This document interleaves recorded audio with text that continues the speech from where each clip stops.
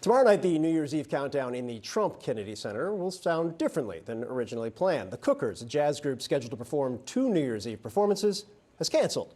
While the group did not give details behind the decision, one band member, Billy Harper, shared in a Facebook interview, quote, "I would never even consider performing in a venue bearing a name and being controlled by the kind of board that represents overt racism and deliberate destruction of African-American music and culture."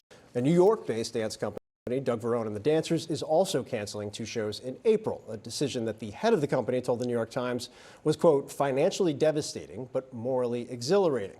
It joins the likes of several stars, including those involved with the Broadway musical Hamilton, canceling performances. We're back here at the table. Collinson, I think the thing that I get stuck on with this is I feel like the Trump administration loves this on some level. In fact, read the quote from Richard Grenell, who's now the Kennedy Center president, posted on X. "The artists who are now canceling shows were booked by the previous far-left leadership. Their actions prove that the previous team was more concerned about booking far-left political activists rather than artists willing to perform for everyone regardless of their political beliefs." He calls it a form of derangement syndrome. The arts are for everyone, and the left is mad about it. Yeah, historically, the Trump administration and the president particularly has welcomed these cultural fights against what they regard as left-wing entertainers. It helps the president come across in his preferred persona as the outsider, somebody that's taking aim at cultural, taboos, etc. And I think you can have an argument about whether the National Arts Center, which is basically what the Kennedy Center is in the Capitol, has had programs that have perhaps trended liberal in recent years, whether that reflects the whole country, but the arts are generally a pretty liberal arena. A lot of the performers are fairly liberal, and ultimately I think they're going to have a marketing issue here, because a lot of the people that subscribe to the Washington National Opera or the National Symphony Orchestra, they come from the Washington, D.C. area, which is, as we know, is an area where the president isn't particularly popular. So this whole idea that the president has saved the Kennedy Center, which he said was in real financial trouble, as well as its own, physical infrastructure, that could be challenged if they struggle to get programs.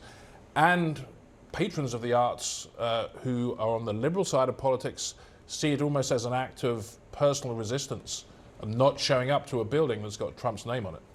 Michelle, if you look at the board now of the Kennedy Center board, Trump Kennedy's, I'm not really sure what we're calling it right now. I don't think Congress has weighed in yet, so I'm just going to say that place where people do things. Rick Grenell, Usha Vance, Dan Scavino, Sergio Gore, I presume he zooms in from India for their conference calls, Susie Wiles, the chief of staff. I mean, it is a full-blown, we're taking this over, this is ours. The name is just the latest and I think most public version of what has been in place or they've been putting in place now for the better part of the entire year. Right, and that's the inner circle. That's most of the inner circle, or some of the core folks of the inner circle here.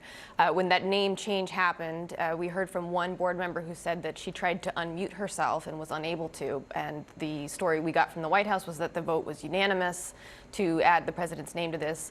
Obviously, there seems to be some dispute about that, but we have seen this president try to put his mark and literally his name on many institutions here in Washington, or there was some reporting that he wanted his name on the Washington, the football stadium that is being rebuilt.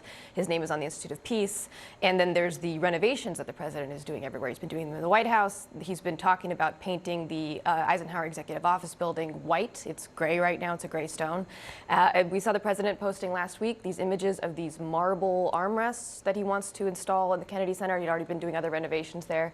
This is a fixation on a lot of cosmetic details in addition to just programming that the president, there's been no detail that's been too small for him to be interested in at this point. Yeah, we're showing you a picture of the armrests right now, which I could just picture House Republicans going into a midterm election year, seeing that and throwing their phones against the walls, wondering why we're posting about marble armrests.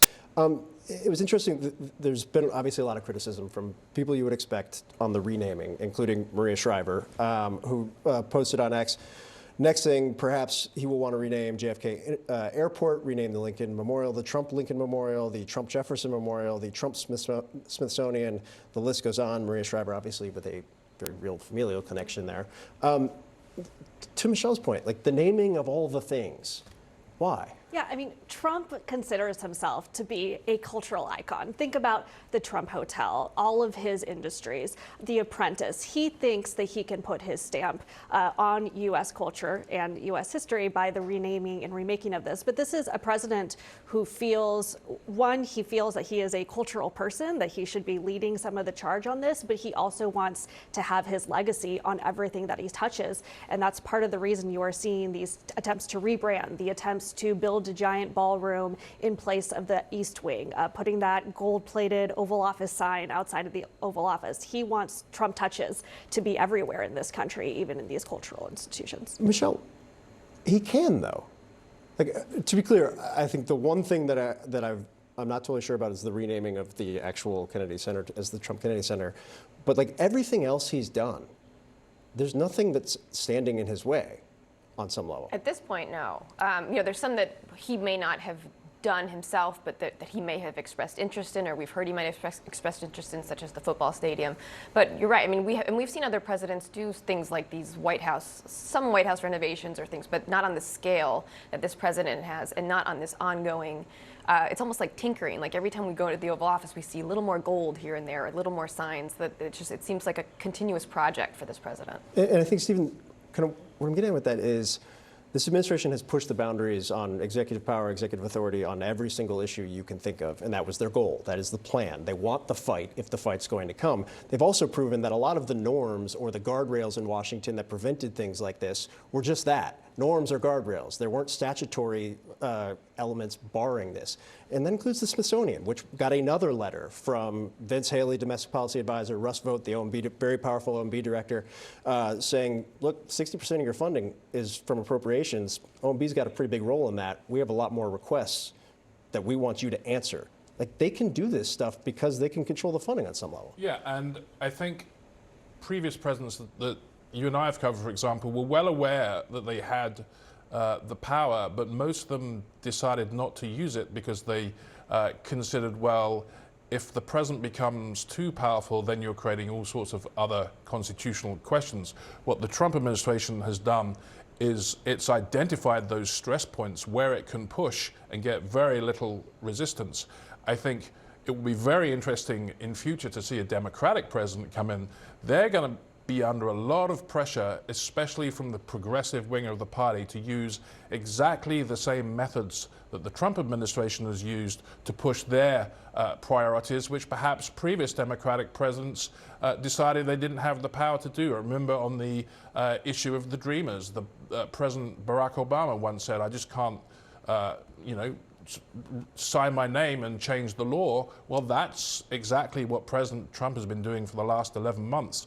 And I think it's a good chance that if you don't have a reaction from Congress pulling back some of that power, the next Democratic president is going to use some of the same tools, although perhaps not to the same extreme extent. And we'll certainly have pressure to do so by the Democratic base. I keep thinking in my head, there's this famous Mitch McConnell speech during the judicial fights of the 2005-2006 era where Harry Reid did something and McConnell's on the floor saying, like, careful what you wish for. This could come back and bite you sooner. I'm paraphrasing Leader McConnell, sorry. But this feels very much like that moment at some point in the future. Plenty to watch, no doubt about it.